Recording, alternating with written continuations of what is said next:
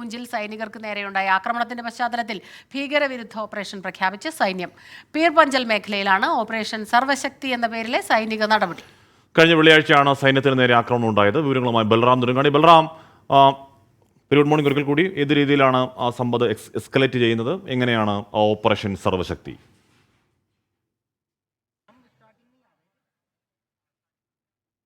Good morning Hashmi, Smitha.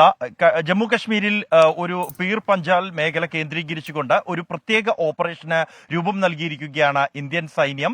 Operation സർവശക്തി എന്നാണ് ഈ ഓപ്പറേഷന്റെ പേര് എന്നാണ് സൈന്യം അറിയിച്ചിരിക്കുന്നത്.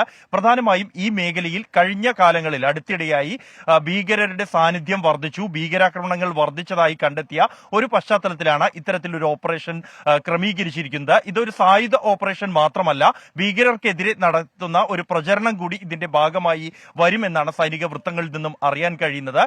ഇതിലൂടെ ഈ മേഖലയിലെ ഭീകരവാദത്തെ പൂർണ്ണമായും തുടച്ചു നീക്കുക എന്നാണ് സൈന്യം ലക്ഷ്യം വെക്കുന്നത്. പൂഞ്ച് അടക്കമുള്ള പ്രദേശങ്ങൾ ഉൾപ്പെടുന്ന പീർപഞ്ചൽ മേഖലയിൽ 2003 ഒരു ഭീകരവിരുദ്ധ ഓപ്പറേഷനിലൂടെ മേഖലയിൽ നിന്നും ഭീകരവാദം തുടച്ചു നീക്കിയിരുന്നുവെങ്കിൽ അടുത്തിടെയായി 2021 ശേഷം വീണ്ടും ഭീകരവാദികൾ സജീവമായതായി റിപ്പോർട്ടുകൾ വ്യക്തമാക്കുന്നു.